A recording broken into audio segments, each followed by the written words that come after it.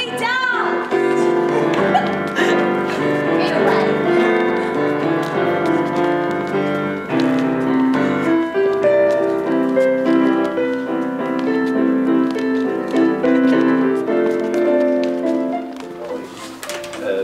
It's something that we've been discussing. I mean, it must be 5 or 6 years easily. I mean, because it's something that comes up in every single piece of work that we do. If you think of how many Reminiscence projects that we run a year, it must be 30 odd. And people reflecting on either the care that they receive or the care that their parents or grandparents, who would have been Victorian, received, is something that comes up all the time. I first became aware of the problem about caring for older people when I started nursing them. This is about 25 years ago, and I was horrified to find so many older people on the wards who were not appreciated as individuals at all. Very little was known about them. I trained in London at the Drama Centre and worked for 12 years as a professional actor. You were talking about your training and working as a nurse, and I was thinking back to my father, who was a social worker in the sort of 60s and 70s, and the stories that he told about the geriatric wards and institutions of that time. And we know that this is a very important subject, and also, we also know that we have experience of people who have been carers who are nothing short of heroic. How do we create a really stimulating and supportive structure around this subject? How do we enable people to tell their whole story, about their childhood, about growing up, work? Because we want to create a product that shows the whole person. Another concern for me is that people who are sharing quite difficult memories, maybe examples of bad care, are supported emotionally and are enabled to achieve what they want from sharing that memory. And this is where the product is actually very important, because some people will be sharing very difficult memories because for educational purposes they want to improve care for older people. The public come and see the theatre production, and in some way perhaps it not only raises the profile of care and the value of older people and the link between creativity and care, which is vital, but it actually makes people change their attitudes and their approach to this whole subject. We're sort of here to talk about the whole sort of subject of care, sort of personal care, voluntary care and professional care. I come from a Caribbean background, so our caring, the way that we care for people, totally different from European, how they care for people. So I was quite amazed about how come there was all these people, where's their families? Whereas from our background, you'd have to struggle to bring up this, you keep it within your own community. So everybody would have to, like my grandmother, when my grandmother was old, we'd all have to take time and allocate time to look after my grandmother. Can you tell me about that? That's very interesting. So well, how did that work? When my grandmother became she had Alzheimer's, and she needed 24-hour care. And because now the government, you had to pay for your care, and she was at that where she didn't have enough money and stuff. So we all had to take, so my weekend, my role was Saturday and Sunday. I had to go there for Saturday and Sunday early. To her house? Yeah, to look after her, clean her, cook for her, comb her hair, talk about Jamaica, because she always wanted to talk about the Caribbean, what she used to do. A Reminiscence interview isn't a questionnaire, and it's not an interrogation. It's a semi-structured conversation around some agreed areas of inquiry. So we will have met this person before. We do what we call the pre-interview, which is the first meeting when we find exactly how they would like to contribute, what kind of questions they're happy to answer, so that they're confident before we actually do the actual Reminiscence interview, and they know what they want to say, and they know how they can contribute and help us. We stick to those agreed lines of inquiry, and we give them an opportunity to add detail and to enrich their story. You talked about your grandmother. That's right. You talked about, being cared for and then providing care to your grandmother. If you had a photograph, in fact, you've just said that you have one photograph of your grandmother, and I know a lot of people didn't have photographs at all. No, you couldn't. But if you had a photograph in your mind of your grandmother, where would it be and what would you be doing? I can see her probably sitting at the kitchen table and peeling the potatoes or the vegetables, getting ready for the meal, and saying, "Joan, we need some more pot herbs. Here's a penny. Go to Mr. So-and-so." Dad was the corps officer. Yes. And I'll tell you a little story. You can tell it, I'll prompt you. When you went to the corps, as often happens, the picture of the corps officer was on a poster at the front, but it didn't stay there for very long. I pinched it. You pinched Dad's photograph. I must have known Mary. You pinched Dad's photograph because you took a fancy to him, didn't you? On that picture? Yes. There were 44 filmed interviews and 8 reminiscence projects in different parts of London, so a lot of people have shared memories relating to the theme of to care for. For many people, there was never any possibility that they could take part in the theatre project because it would have just not been the right thing to do, too frail. We worked with a lot of people with dementia, too vulnerable. But the people who did want to take part began the rehearsal process with the younger people. There have been 30 interviews taken place so far in sort of people's care settings, hospices, residential homes, the Salvation Army home in Lewisham, and also people have come in who were professionals, who were nurses or so on, and shared memories as well. So what we're interested in as a charity is looking at the whole sort of, the stories which are never really told, really. Because the whole subject of care is something that people very rarely get the opportunity to talk about. Let's put all the chairs away. Let's do something completely different. It's just, otherwise it's a little bit too formulaic. The opening workshop is the kind of workshop that many youth theatres and community theatres and professional theatres would use when they bring together a new company, really. What we're going to do is we're going to hold the hand of the person that we stop with, whoever that is, and we are going to go down to the water's edge and we are going to paddle. The most important thing is letting them feel comfortable with each other. So the exercises you use, the kind of workshop exercises you use, they're all around getting to know each other. Play, they're really about play.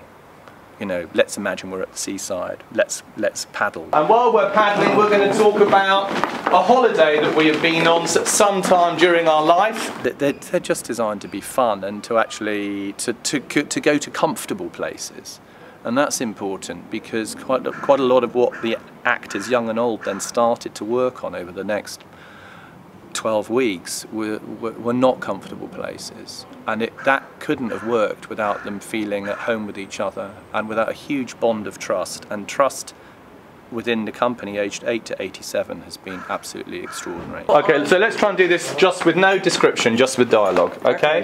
Look, I haven't got any matching ribbon. Green? No, I don't want no ribbon. I've got a nice dress on. Just, Mum, Calm down, stop whinging. Hurry, because we've got to go in a Okay, minute. look, I'm done, okay? All right, thank you. Okay, shall we start to actually look at some of the stories that we've brought? Why don't we begin, Malcolm, with the story, the nurse's story? We were very fortunate that Suzanne knew Francis Hook and Eileen Smith, who had been nurses right back at the beginning of the National Health Service in 1948 and the early 50s. This is an interview with Francis Hook and Eileen Smith for Elders in Our Care on the 29th of April 2009. I think I'm going to ask you both the same question first, which is, why did you become a nurse? What happened with me was that my father, who was the breadwinner, of course, at that time, mother was at home anyway, had had a slip disc, and I'd seen him in a plaster cast and knew that this was quite serious to the family. And my mother was also developing signs and symptoms of multiple sclerosis. So I was motivated by the fact that I could see what caring was about. Does anybody know, I'm sure you do, I'm asking the students here, what was the major difference between 1948 and the National Health Service and the year before, or the years before? For ordinary people, what was the biggest difference? Yeah, pay. You didn't have to pay. Yeah, it was free at the point of delivery. An empty stage, a nurse walks on and pulls back some curtains, light floods in. Older actors are seated at the side of the stage, leaning forward in chairs, slumped in chairs. 1948. I was just a young nurse, not long qualified, and they'd asked for volunteers to go and work in another hospital, which they described to us as being a geriatric hospital. So, day one of To Care For. Thank you very much. I'm even more scared than I was yesterday, but it's very, very, very exciting, and it's going to be a terrific piece of work. We've been collecting interviews for about 3 months now, and working on translating them into a play, checking the facts with the memory givers, and turning them into scripts that we hope are theatrical as well as faithful to the memories that have been shared with us. The project is going fine, I think, although we've only had a few rehearsals. Yeah, considering we've only just started it. Yeah. So that's why we're having a lot more rehearsals before because we're going to do it on the 31st of July and the 1st of August. So we haven't got very long to get it all organised. Some of the scenes are very sad. Very sad. But we've had some laughter, and there will be some funny scenes as well. Here you are. Bill went round and got it, and then he can do the cold. The rehearsal process goes from improvisations very early on, just on some of the themes that we felt we might want to tackle in the piece, and then it went on to looking at the specific stories that were given to us by people in the Reminiscence sessions and trying to find if there was a dramatic kind of centre to them. Thank you, Kitty. All right, darling. Oh, she's so good. It's cold. Ooh. Oh, Ralph, what's wrong? What's wrong? I'm not Ralph. My script, actually, all I did was to write down my story in a way that it could be presented, and David looked at it and said, OK, that's fine, we'll just take it as that. I won't bother to script yours, you can do it as you've written it. We better turn back now so that we can get home in time for tea. Brum, brum, brum, brum, brum, brum, brum, brum, brum, brum. Here we are, home again, it's time for tea. That was a game I used to play with my grandmother when I was about 9 or 10 years of age, and I should just give a little description of my grandmother, of what her life was like. Whatever the pianist was. And then you come back and then come to the front of the stage. Come to the front of the stage. Yes. She refused to go to air raid shelters, and she slept in her own bed upstairs even when the bombing was at its height. Nothing would alter her routine. Quite a lot of the issues around care are not about dialogue, they're not verbalised, they're actually about carrying and touching and washing and those sort of things. So they're doing things. So we're looking at how we can illustrate those at the moment. I'll fetch a bowl of water and wash those sore feet of yours. So she, I think, does your feet. Yeah. And then perhaps puts a towel and under I'm going, oh, that's we haven't done this, but we've got a beautiful Victorian basin and a jug, because we thought maybe just the whole thing of pouring water would look beautiful. Yes, yes, Yeah? yes. It's trying to give it a real a theatrical form, because it has to stand up as a piece of theatre regardless of how worthy and socially important the memories are. If you choose to make it into a piece of theatre, it has to stand on its own merit. Right, now of course, I don't know why teenage girls do this. Why do they put the music on so loud and then talk over the top of it? Have you got your copy of Jackie? I don't know. Where is it? It's under the bed.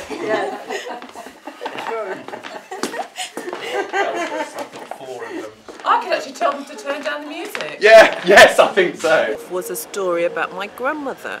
Well, obviously my grandmother has different facets to her personality. Although she was tiny and fragile, she was like a little witch.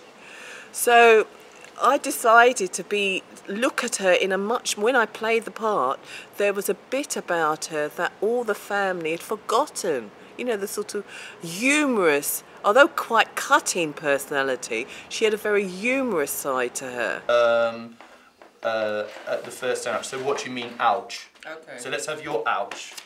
Ouch! What do you mean, ouch? I'll give you something to really cry about, my girl. Now sit still. I'll do it nice and part it. Where's the ribbon? Ouch! Ouch! You must clean your head. Otherwise you won't get a husband. And keep still.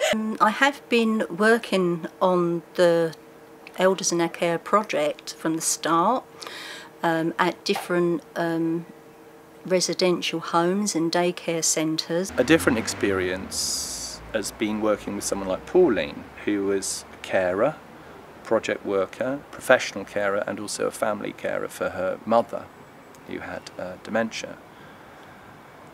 And that has been a really very interesting experience because she's been so brave. I feel really comfortable talking about it all now, whereas before I didn't. I was in hospital and this nurse went to me, "You really don't need to stay again tonight, you know. Your mum isn't as bad as you think she is." And I thought, oh, she said, "Go home, get some sleep, get some rest and whatnot." So I said, all right then. So I did. 4 o'clock in the morning I get a phone call. "Your mum's taken a turn for the worse." I just got there. I'd phoned my mum's sister as well, because my mum's sister was regular with her as well. I just got there, held her hand and said, "Mum, it's Pauline, I'm here." And she just sort of, as if she'd known I was there, do you know what I mean? And had that little smile, and then she passed. I'm actually playing myself when I went to visit my mum in hospital. When I started working on her scene, I wrote it as a monologue, as one whole story about caring for her mother and her mother's death. And Pauline sort of took one look at it and just said, "I can't really do that. You know, I'm not an actress, I can't do that." And she then brought in her brother, who I played really, I tried to play as really just to prompt her through the experience and the story. But what was brilliant was that she just kept changing everything, and she would bring new things in. She actually then hand wrote most of the scene. And would keep changing little things. You know, she would say, he doesn't really talk to me like that, or he always calls me sis, and so the scene became truer to her memory, to her experience. I didn't know how to start off with, how it would be best to get my story over without just standing there. So I said to David, "Oh, how about if you're my brother, because this is natural for me to talk to my brother in this way, because we're quite close." You just stop me, yeah? What? I mean, if I go all over the place, just stop me.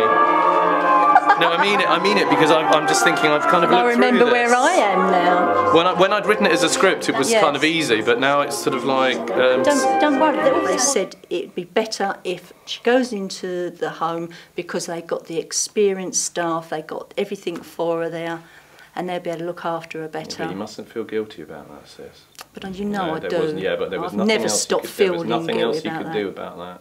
You know, you were there how many times a day were you up there? As much as I could. Yeah. And brought her own weekends. But I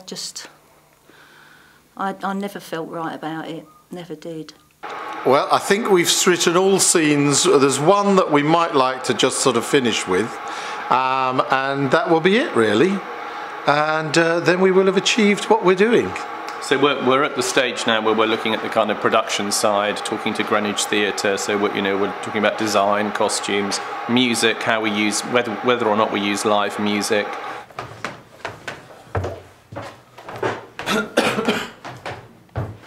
You might want that, because we did begin to, Malcolm and I began to kind of, oh, you've got the cast list would be great as well, actually. Would that be, yeah, so that's the cast list, that's the first sort of look at... Yeah, well that's helpful. Scenes, isn't it? That bit.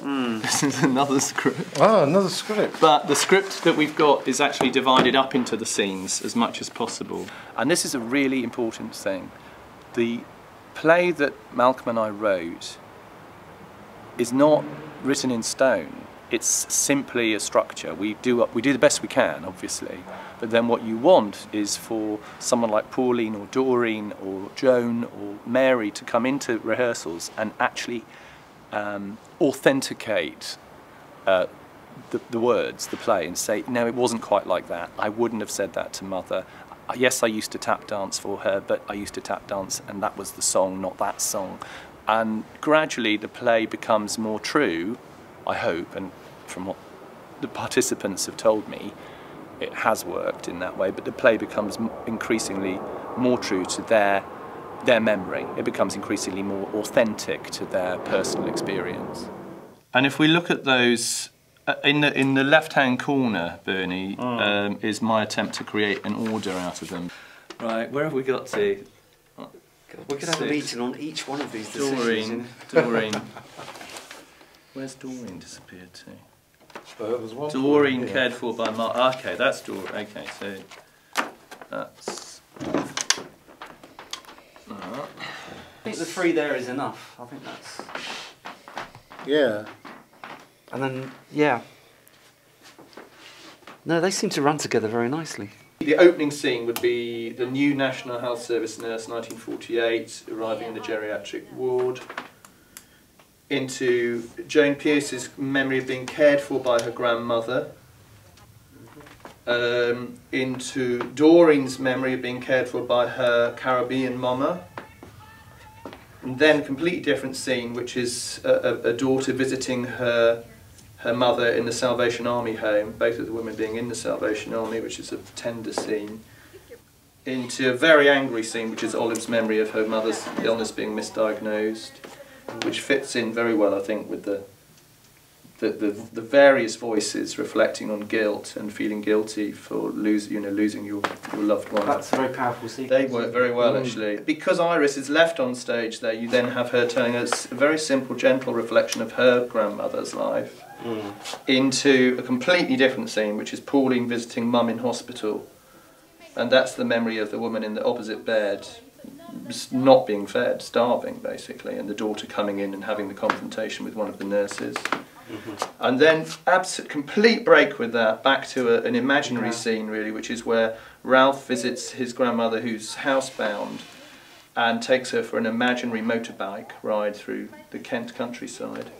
You're then caught up in the voice, the people reflecting on how they cared for people, for loved ones with Alzheimer's. And into well, it begins with Pauline and the children playing in the street and they're scrumping for pears, and then we see that Pauline's been looking out the window at herself as a child, and then her and her brother reflect on the death of their mother. And that then leads into Goodbye Billy Flynn, which is community care and a very funny scene. Well, the unexpected humour at funerals. Yeah. Yes. And then that leads into neighbourly care, which is Snow and Harold, and Kit's memory of for 18 years caring for her next door neighbours.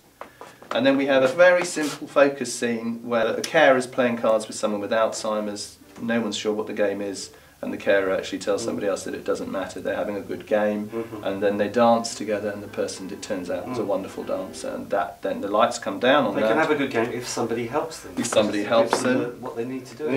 And then they come up on Joan visiting her grandmother at the end of her life. She washes her grandmother's feet for the last time. And then the next scene, Doreen visits her grandmother who's dying, and they begin by having a confrontation and a bit of a row, and then the grandmother says, "Would you read to me?" And she reads the famous piece about love from the Bible. And then we've got Eileen's a reflection on Eileen's childhood, which actually is the oldest scene, which we've put last, which is interesting. This is 1926. But it ends in 1951 with the grandmother being taken for the first time. This I didn't know this. It's the first time the grandmother ever left London in her life, and the last time. And they took her to the sea.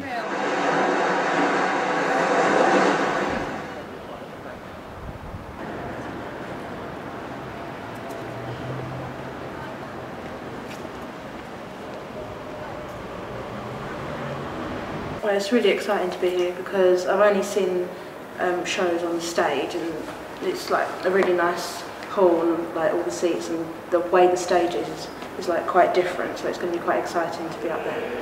Oh, great. So is it the first time you've been on stage, a big stage? Well, we have a stage at school and I've done shows on there, but it's not as big as this one. No, right. How about you? I'm really excited, just because obviously performing, I love acting, so for me this is like a big thing. I like doing the play because we work with the older people that are much older than us, and I play Iris, and when I'm doing a play with Iris, it doesn't seem like it's a play. It seems like we're actually doing it. It's quite different because usually plays are, you know, it's all like happy endings and stuff, but this one is showing like the bad side and the good side of something like the NHS and something that's really important to our society.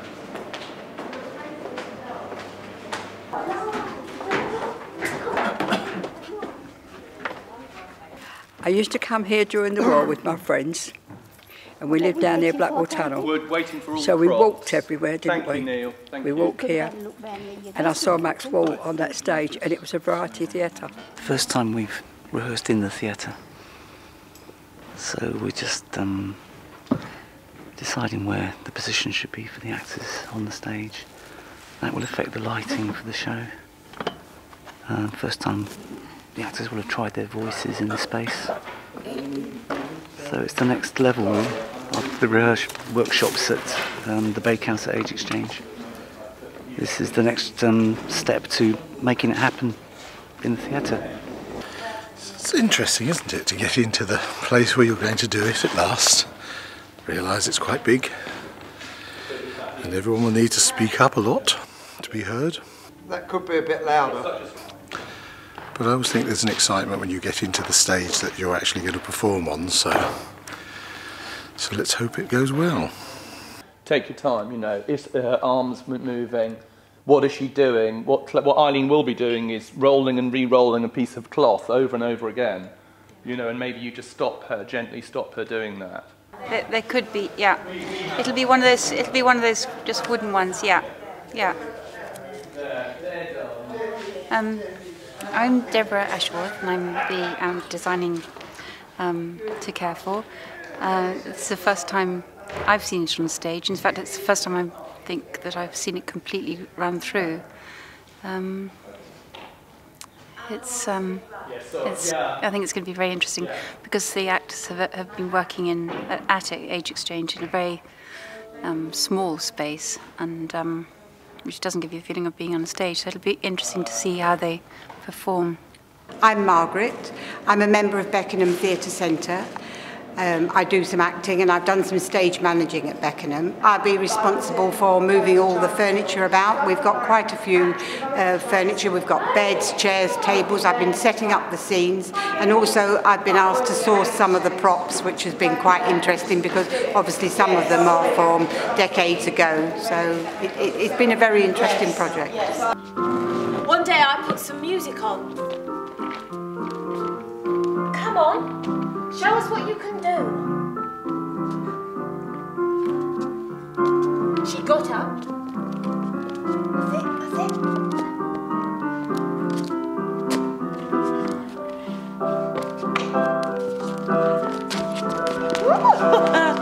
And we started dancing, in a way. That's good. And what's nice is that moment where you get up very frail and then suddenly become energised when you dance, which is beautiful. It was with David and Malcolm one day we sat down at the table, and they were quite specific on certain pieces they wanted, and then they left it up to me to choose the classical stuff. It's quite moving actually, because my own mother is being cared for at the moment in a home.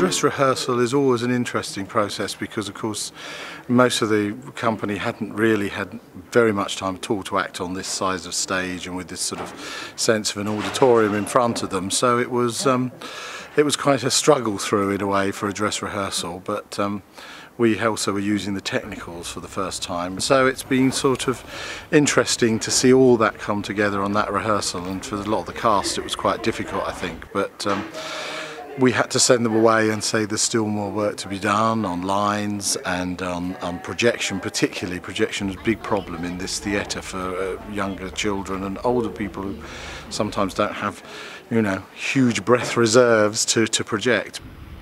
And action. So you've really never been out of London, Grandma?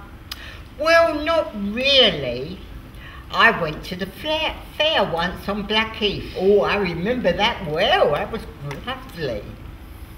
Oh, look, they must be cows over there in that field. They're just cows, Grandma.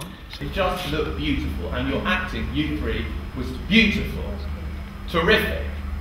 You know, but we've got to keep all of that going.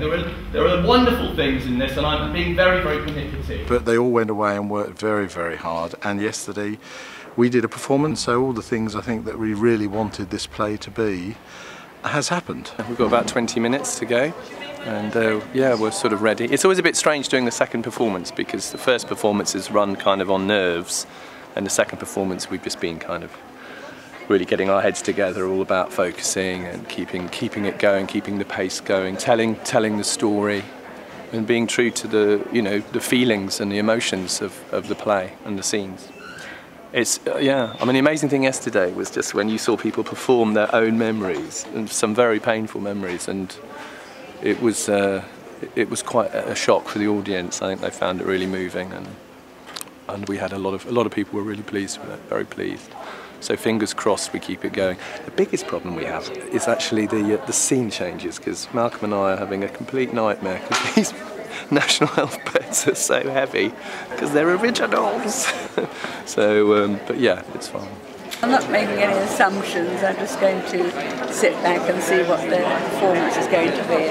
I've heard some very good reports about it. I think it's good that people are like just showing what actually goes on. I mean, probably some people may not be aware of what happens around, so the drama is probably a good way of showing to people. I used to be a carer, a full-time carer for my own son, so I know, like, and but now, like, we're in the situation of, like, we're caring, yeah. I just wanted to make a very brief announcement before we perform for you, to say that sadly, through ill health, and absolutely no fault of her own, Joan Pierce, one of our really treasured friends and volunteers at Age Exchange, is unable to perform.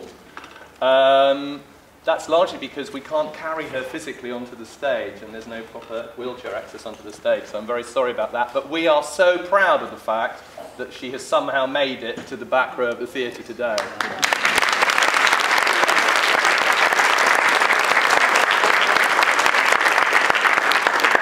Our very brave stage manager, Margaret Glenn, will be playing the part of Joan today, so you'll see yourself anyway. Be prepared, all of you, to be uplifted and to be upset. Because for many of you, these scenes will bring back both happy and painful personal memories. Most people in this theatre tonight have their own stories to tell. Eileen Smith's interview really formed the beginning of the play, because she talks about going for the first time into a geriatric hospital which had been a workhouse, and where they, with their new training, tried to make a difference, and that's just a perfect beginning. And so at the beginning of the play, she didn't want to take part, but we've used a clip of her film, of her interview, and then Chloe, who is an actress who plays her, comes on and echoes exactly the same words from the interview. So that's one way of using reminiscence.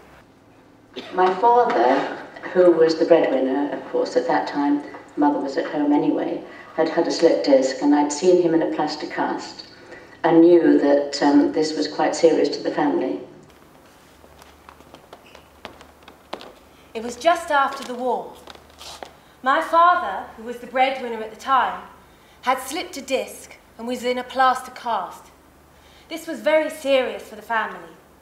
And at the same time, my mother was developing the signs and symptoms of multiple sclerosis. It was 1948, the birth of the National Health Service, the year I became a nurse. Mama, tell us about what you used to do at church. Lord have mercy. I noticed that my family, all my family members said, yes, I remember Mama was like that.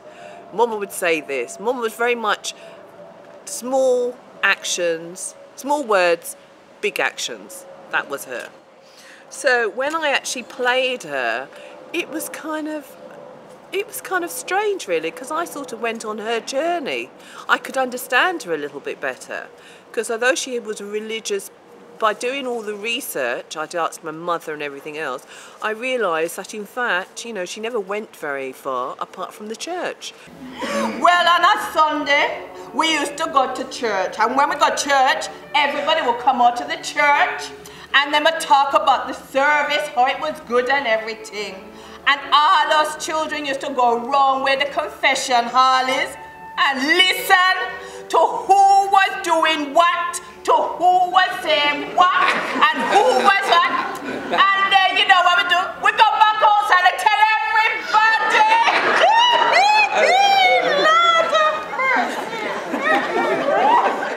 And I think perhaps the most extraordinary thing in the whole show was with a lady with Alzheimer's who was a kind of senior officer in the Salvation Army. But in order to really make the interview work, her daughter attended because she could help her mother give coherent answers.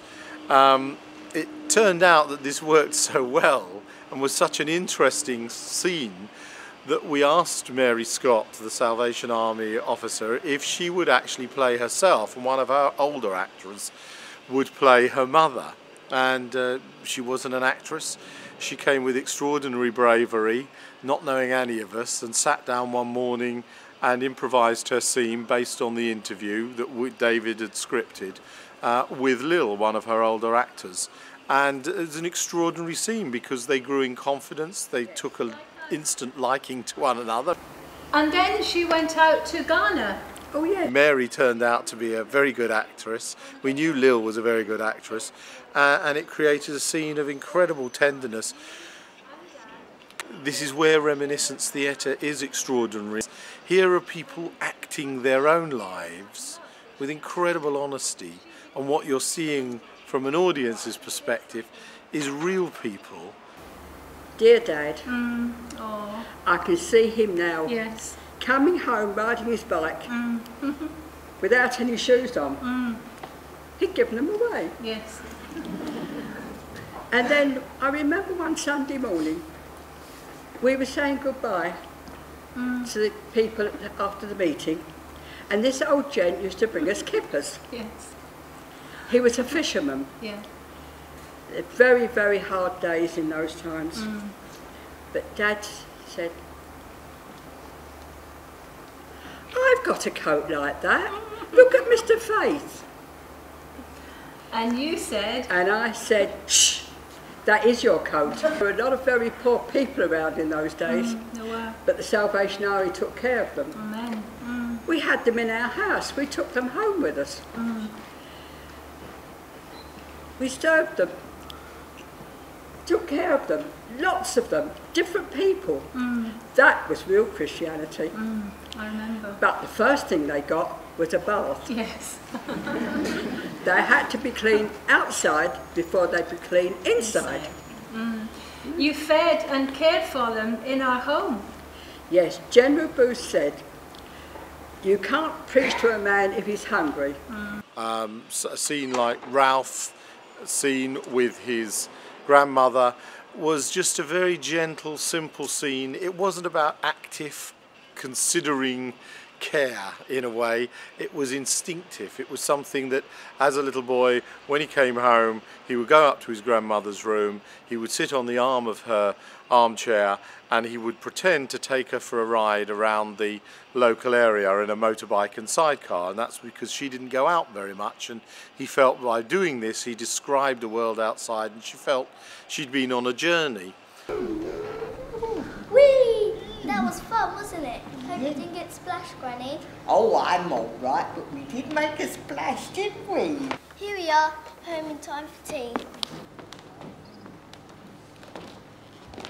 That was a game I used to play with my grandmother. She was strictly governed by time. Every meal had to be to time. Every event in her life had to be at time. When the Second World War started, she was determined that nothing was going to interfere with her routine. In between the mayhem of the howling of the Stukas and the crash of exploding bombs, we heard a very strange noise coming from the kitchen. What? We discovered afterwards it was Granny. She was whipping up a sponge mix. Boom! What? For other reasons, one of the other scenes that had incredible power too was the scenes where two of our young actresses, who were sort of 14 and 16, I think, took on the memories that we were given by two women who didn't want to perform in the show, but were very happy and very enthusiastic to have their memories used in the show, who were both women who were caring for husbands with Alzheimer's. And I think two of our older actors took on the silent roles of the two husbands, while the two girls came in with them, sat down, and without a great deal of reference to each other, but just the minimal amount, shared these memories from these two women, Maud Wheatley and Jeanette, and they shared them in the first person, spoken, about their husbands. And these were two girls you know can have no concept of really what caring for Alzheimer's sufferers would be like, but took it on with huge sensitivity and confidence in a way. And the rehearsals were a joy because those two young girls, Sahara and Cecily, grew and they added to it and they brought their own level to it of understanding. And Cecily played a woman who cares enormously for her husband but is finding it very difficult to cope with all the pressures that his illness brings into their relationship. He likes music, he likes Motown, and he has CDs and I'll put them on for him. And he'll start to tap his feet or something. But we don't dance anymore because now he's lost his rhythm and he can't. He used to be a good dancer. Similarly, Sahara dealt with a woman who somehow managed to laugh about the things that were happening within her life and encouraged her husband to laugh too. I asked him if we could get a wheelchair, so you would be able to ride out in that, wouldn't you? But he said no. It was like it was beneath his dignity. In the end, I bought one, and I hid it in the cupboard underneath the stairs. The next day I asked him, would you be able to ride out in a wheelchair if we did have one? And he said yes. And I replied, as it so happens, I have one.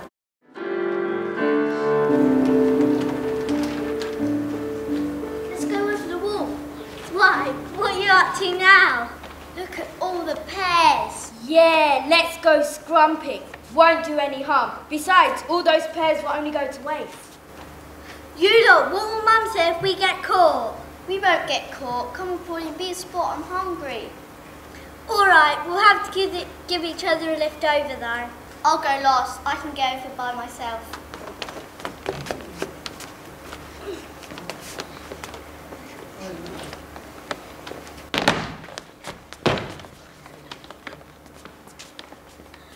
Thousands of them. Give us a piggyback. Here's a stick to knock them down.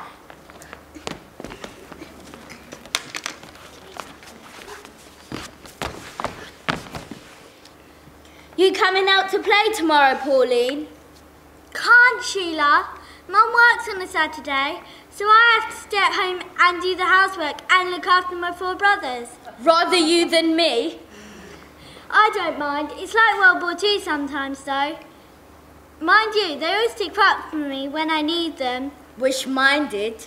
Oi, you lot! What do you think you're doing? Bugger, run for it!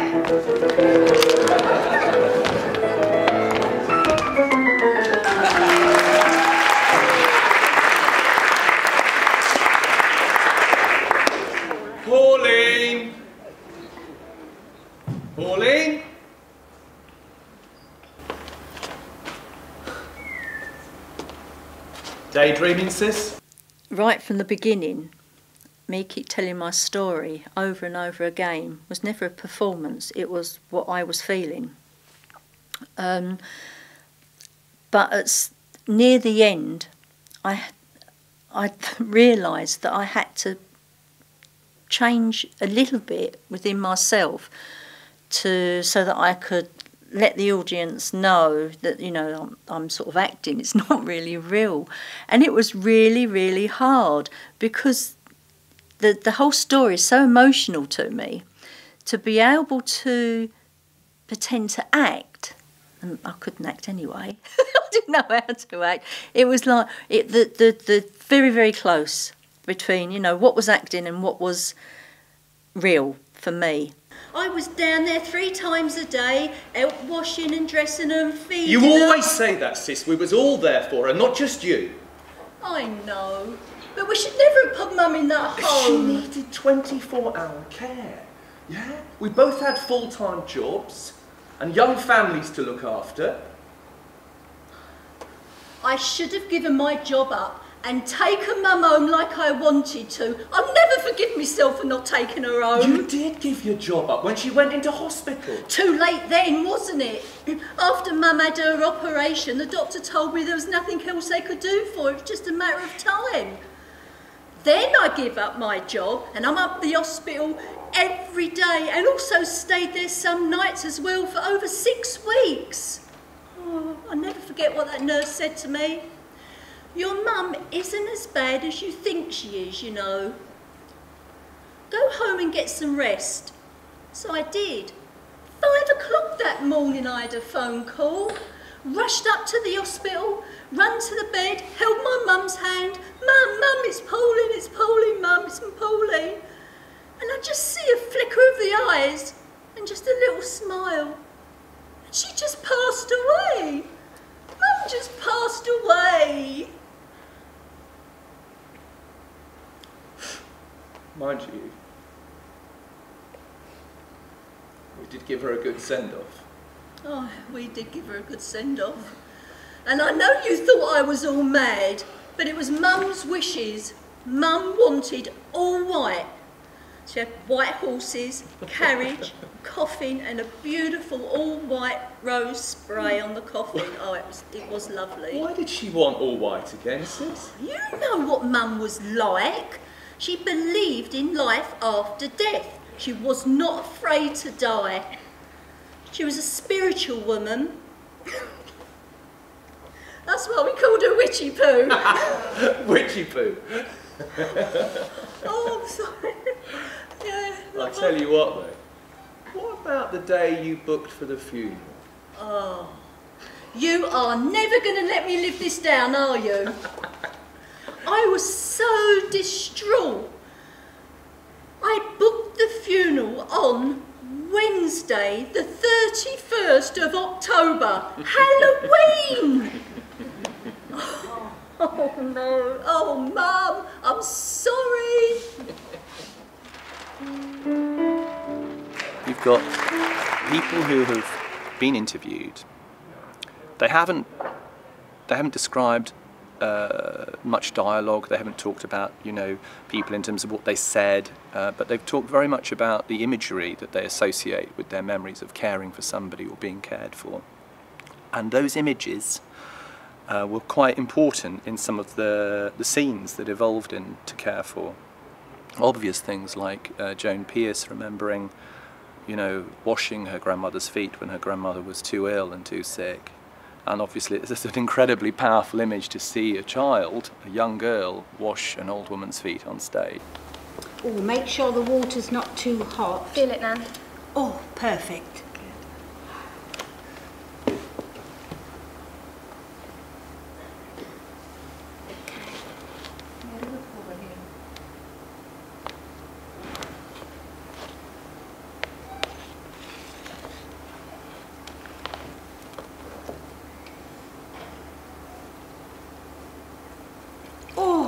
That's sheer bliss. It's lovely. Oh. Oh, do you know, I think I'd be able to come out dancing with you. Are they cows? They're just cows, Grandma. Oh, look, all green. So you've really never been out of London, Gran? Well, not really. Once I went to the fair at Blackheath. Oh, I remember that well. That was lovely. Oh, look at that. It's so beautiful. It's so blue. You don't know how happy you made me. I can't believe it. Is it real? Is it really? Is it real? Yes, Grandma. It's real.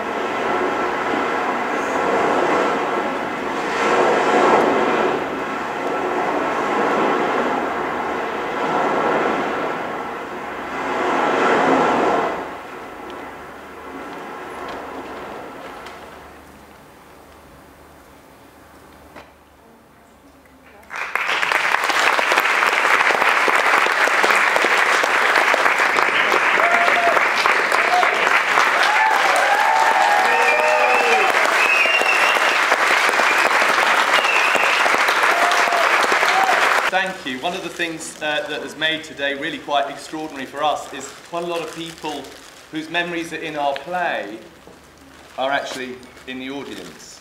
And that's been, for us, a real sort of focuser. And I know that Mary, your mother, is right here. This is the lady who was the mother of the Salvation Army officer, who was portrayed by another lady in the actual play. He's got them. Oh, can't be bothered. Nowhere. That way, running. Oh, yes.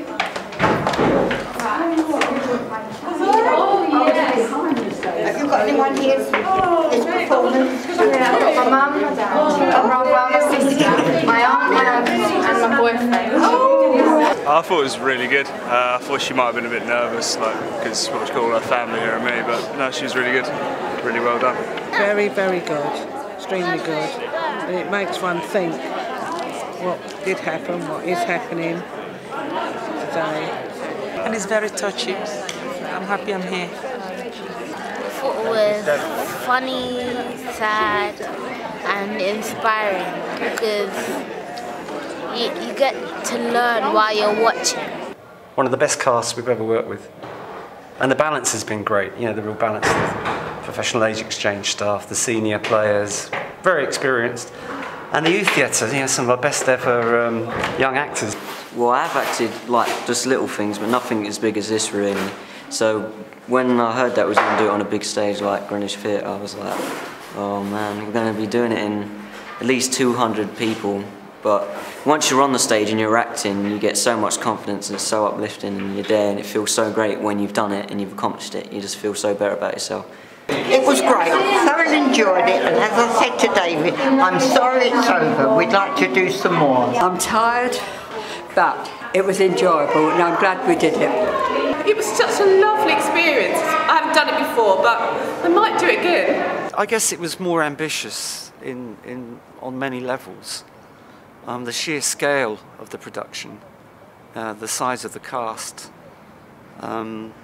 the nature of the subject matter, which is the most dangerous subject matter that we have ever worked with.